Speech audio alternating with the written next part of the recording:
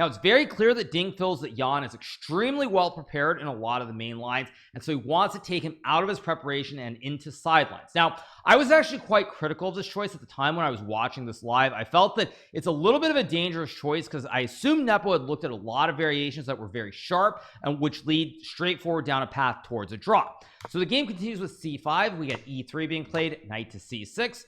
We get knight bd2, we get pawn takes d4, e takes d4, and bishop f5. Now, already this surprised me. I kind of thought that Jan would actually play something like queen to b6 on this move, or even a move earlier, queen b6 here. There's some very sharp lines with like knight c3 and bishop d7, which I myself have played against Magnus Carlsen and others. But we got this fairly passive line with bishop f5. Now, there's nothing wrong with this line. It's completely fine. But I do feel that for a player like Jan Nepomniachtchi, who actually does not play this pawn structure very often, it was definitely a mistake. Now, you're probably wondering, what do I mean by the pawn structure? Now, the pawn structure that we have reached is actually very similar to another opening. I'll show you from this position specifically. So on move number 1, white can play e4. Now, as we know, Ding Liren is not playing e4 in this match, but Jan Nepomniachtchi has always played either e5 and played the Petrov, or he's played the Sicilian Najdorf very specifically with this pawn structure where black gets these pawns in a6, d6, and e6 or e5. And he's also played the French as well. So these are the 3 openings that Jan has played. However, Jan has never played, as far as I can tell, the Caro-Kann. Now, the Caro-Kann, of course, starts with e4, c6, d4, d5, and there's this exchange variation with the pawns being traded, and I'll just set up a specific position here, where you get to a position like this, where after e6, bishop f4, bishop d6, the bishops get traded, and we have an extremely similar position to the game. Now, this position is identical to the game except for one factor. The bishop is on d3 and the bishop is on g4, whereas in the game, the bishop is on b5 and the bishop is on f5. However, this is the pawn structure that you get with the pawns on f7 towards d5 and white having the pawns going from b2 to d4. Now, again, as I said, nothing wrong with this opening situation that we get in this game. However, when we look at the position, because Jan does not play the Caro-Kann, ending up with this pawn structure makes it a little bit harder to play for someone who is not super familiar with the ideas. Additionally, Jan with the white pieces does not play either the London opening or the exchanged Caro-Kann either. So Nepo plays a6, we get bishop f1, and now Nepo plays this move knight d7. Now, this is the start of completely losing the thread in the game. What Nepo should have played here is he should have played this move pawn to a5. So that after white plays knight b3, you can go pawn to b6, guarding the pawn on a5, and white cannot move the knight to c5. Instead, after knight d7, Jan does not understand what Ding's concept and plan is after playing a4. Knights come off the board, and now we get pawn to a5. And now it becomes very clear what the plan is. Ding wants to put this knight on c5 and overprotect it and create the diamond hands formation. So one simple illustration of this is you get this position with knight c5 and b4. And you'll notice that black cannot remove this knight from c5. b6 will always result in a capture of the pawn. White has knight d7 forking the queen and the rook, or even frankly just taking the pawn on a6. And with the diamond hands formation, white is simply up a pawn and winning the game. So already here is getting quite critical, and now Nepo plays queen c7. Now, in my live commentary, I felt that at this point, Nepo should have played this move knight to c8, and after knight b3, knight d6, knight c5, and queen c7, white is definitely better here with the diamond hands formation of the pawns. But that being said, you can always play knight to e4, try to trade the knights off, and potentially play for f6 and e5 or rook e8 followed by e5 later on. Instead, we get this move rook f queen c7 being played, we get queen f3, and now we get the strange move rook f c8. Now, once again, as I was watching this game live, I was pretty much screaming for this move knight to c8 followed by knight d6 to be played, simply because the knight can go to e4, maybe c4, and it just feels like all these ideas with knight c5 and b4 are a little bit less effective when you can always offer the trade of the knights. Nonetheless, we get knight to c6. Now we get queen to g3 being played by Ding. An excellent move. Another thing that is very understated about matches between top players is there's this very critical psychological point of understanding your opponent's style. Now, first of all, Ding has clearly understood that Nepo does not play this Caro-Kann variation, these exchange Caro-Kann variations with these pawn chains from f7 to d5 and b2 to d4. But additionally, he understands that Nepo does not like to play defensive positions. Nepo is not somebody who will try to defend and hold a slightly worse position for many hours. Players like Fabiano or Magnus, they're more than happy to try and defend slightly worse positions, but Nepo doesn't really like doing that. He's always looking for counterplay. He wants to have some kind of aggressive plan, and in general, that's how he plays. So when Ding plays queen g3 here, it's a very, very important move because here black should probably just allow the trade of the queens and play something like rook c7. But again, Nepo does not like like passive positions where there's no counterplay, nothing happening. Now the computer of course doesn't particularly care. White is better here, but black is very much in the game with moves like knight e7, rerouting the knight to d6, or even frankly going to e7 and rerouting the other way to d6. And black is still worse, but it's not the end of the world. But again, Nepo does not like these sorts of positions. He wants to have something aggressive, some sort of counterplay. Like, he won't mind losing a game, but he wants to have that counterpunch, so in case his opponent makes a mistake, he can win the game. Now we get h4, an excellent move being played here. I really like this move. Maybe not the absolute best move, but there's no need to be hasty with knight to c5, because after knight takes a5, even though white is better here with rook takes a5 b6, for example, actually this is the wrong line, rook takes a5 b6 would be equalizing, and white could take on e6, rook c6, rook a5, rook e6. And while white is still a little bit better in this position with rook e5, with only queens, rooks, and bishops on the board, and only one obvious weakness for black with a pawn on d5, you should have good drawing chances.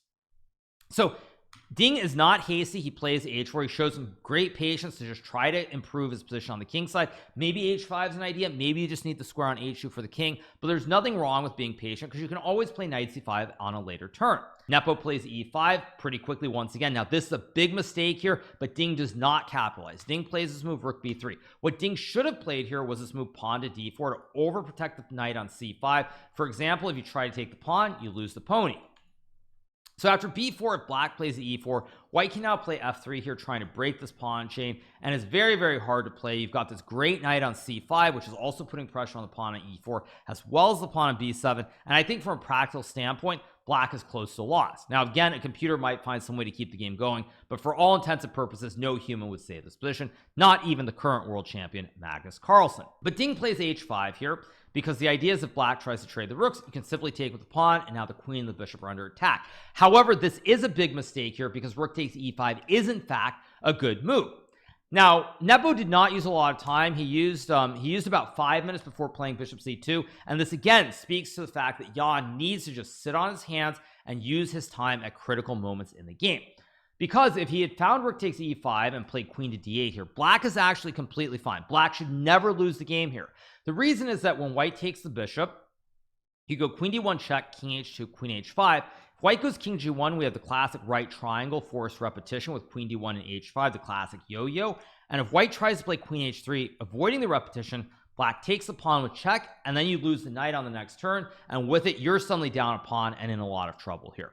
So Jan uses 5 minutes and plays bishop c2. Now I also think that Jan, besides being nervous, besides it being a world championship match, he is feeling this need to try and put a lot of pressure on Ding Liren on the clock. I think he's feeling like Ding is capable of playing perfect moves, and so if Ding is capable of playing perfect moves, you want to get him low on time to induce a blunder.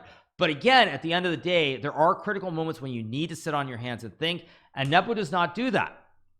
Instead, he plays bishop c2, and it's also worth noting that at this point, with Ding having 34 minutes for approximately 12 moves, or 13 moves, there is no chance of Ding flagging here. There's not enough chaos in the position. White can play rook a1, rook e1, the knight is very active. You're never going to flag your opponent here.